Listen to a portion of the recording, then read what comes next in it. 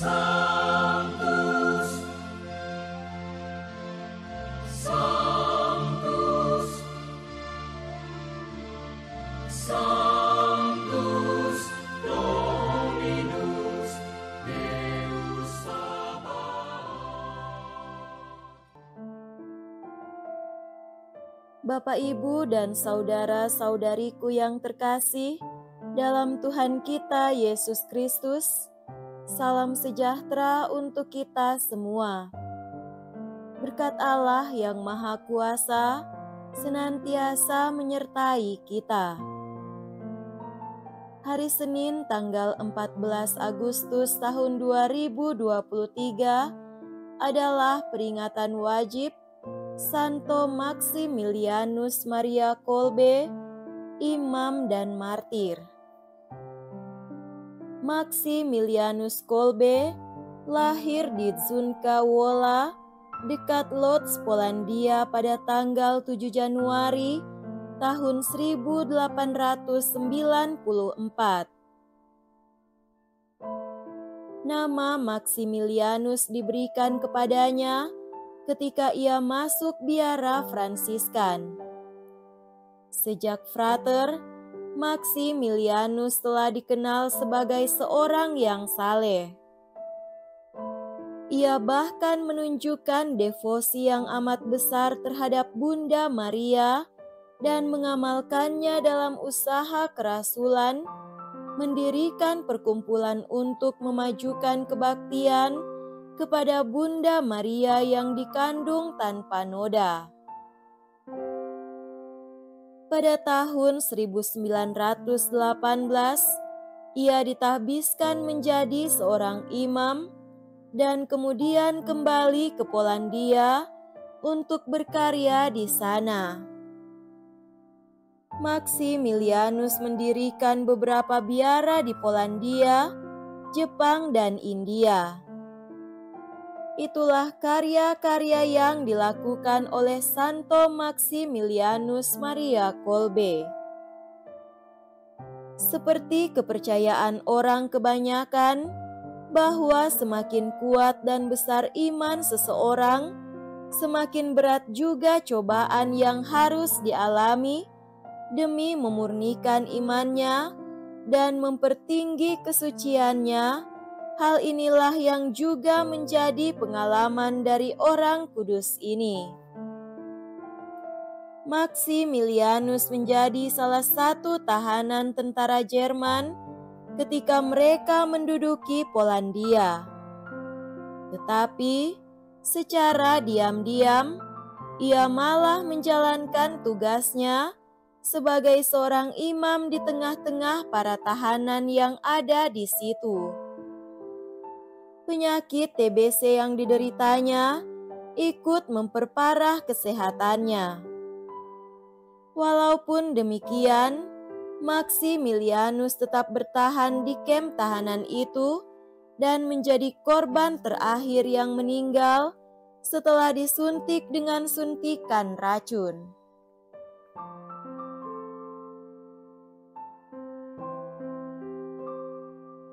Marilah kita mendengarkan dan merenungkan bacaan-bacaan kitab suci. Bacaan pertama dari kitab Ulangan bab 10 ayat 12 sampai 22. Musa berkata kepada bangsa Israel, "Hai orang Israel, apakah sekarang yang dituntut oleh Tuhan Allahmu daripada kalian? Yang dituntutnya tiada lain ialah agar kalian takwa kepada Tuhan Allahmu, hidup menurut segala perintahnya, mengasihi Dia, dan beribadah kepada Tuhan Allahmu dengan segenap hati dan segenap jiwamu. Demi kesejahteraanmu, hendaknya kalian berpegang teguh pada perintah dan ketetapan Tuhan yang kusampaikan kepadamu pada hari ini.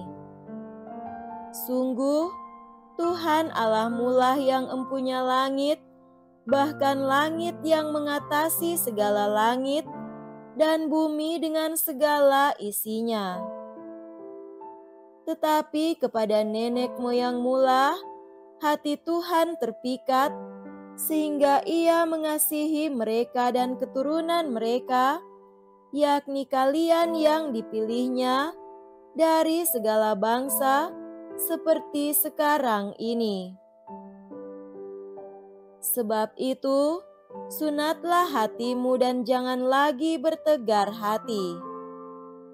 Sebab Tuhan Allahmu lah Allah segala Allah dan Tuhan segala Tuhan.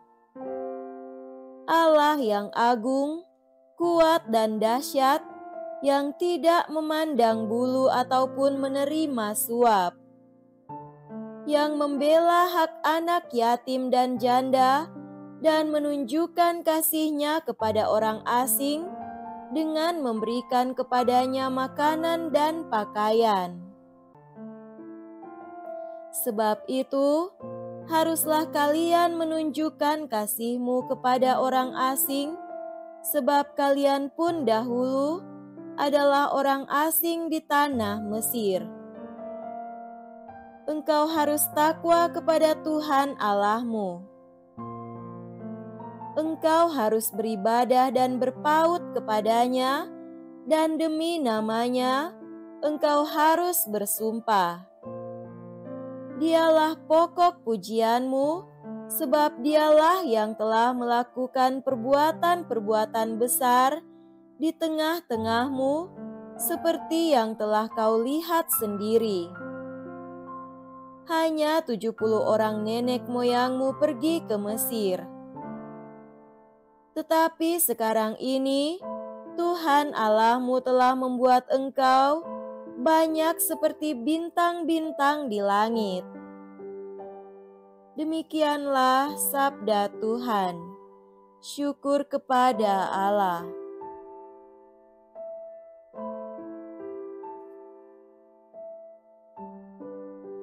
Semoga Tuhan beserta kita sekarang dan selama-lamanya. Inilah Injil suci menurut Matius. Dimuliakanlah Tuhan. Injil Matius bab 17 ayat 22 sampai 27. Sekali peristiwa, Yesus bersama murid-muridnya ada di Galilea. Ia berkata kepada mereka, Anak manusia akan diserahkan ke dalam tangan manusia. Mereka akan membunuh Dia, tapi pada hari ketiga Ia akan dibangkitkan. Maka hati para murid itu pun sedih sekali. Ketika Yesus dan para murid-Nya tiba di Kapernaum, datanglah seorang pemungut pajak Bait Allah kepada Petrus dan berkata, Apakah gurumu tidak membayar pajak 2 dirham? Jawab Petrus, Memang membayar. Ketika Petrus masuk rumah, Yesus mendahului dengan pertanyaan, Bagaimana pendapatmu, Simon? Dari siapa raja-raja di dunia ini memungut bea dan pajak? Dari rakyatnya atau dari orang asing? Jawab Petrus, dari orang asing. Maka kata Yesus kepadanya, Jadi bebaslah rakyatnya. Tetapi agar kita jangan menjadi batu sandungan bagi mereka, pergilah memancing ke danau. Dan ikan pertama yang kau pancing, tangkaplah dan bukalah mulutnya, maka engkau akan menemukan mata uang 4 dirham di dalamnya. Ambillah itu dan bayarlah kepada mereka, bagiku dan bagimu. Demikianlah sabda Tuhan. Terpujilah Kristus.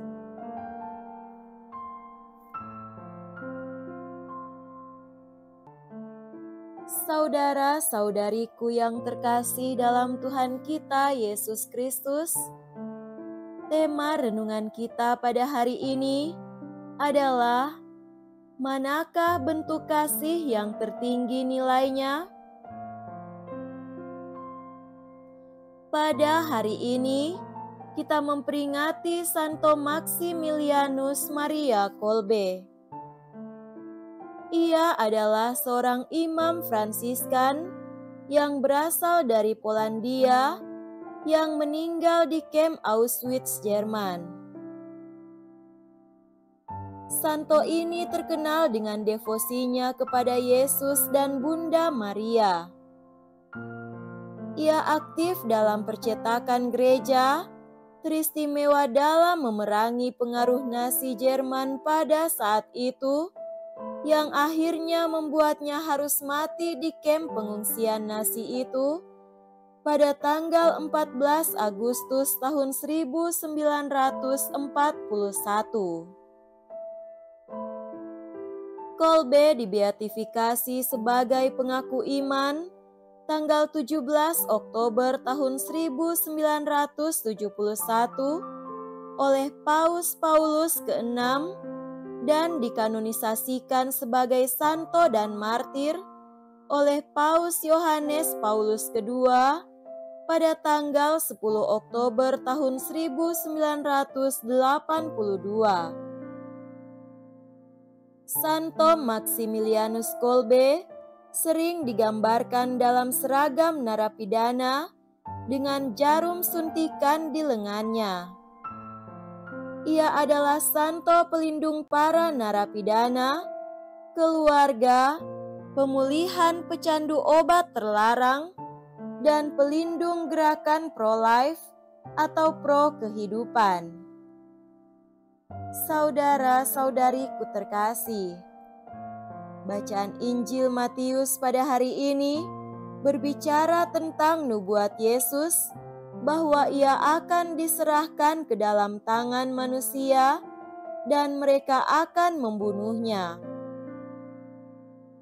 Nubuat ini tentu selaras dengan bacaan Injil Yohanes bab 15 ayat 18 sampai 21 sebagai bacaan khusus pada peringatan ini yang berbicara tentang tiada kasih yang lebih besar daripada kasih seorang yang memberikan nyawanya untuk sahabat-sahabatnya.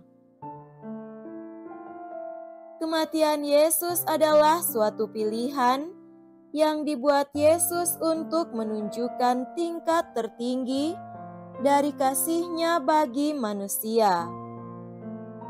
Lewat pengorbanannya di kayu salib, Ia menunjukkan betapa besar kasih-Nya kepada manusia. Santo Maximilianus Kolbe turut melakukan hal yang sama.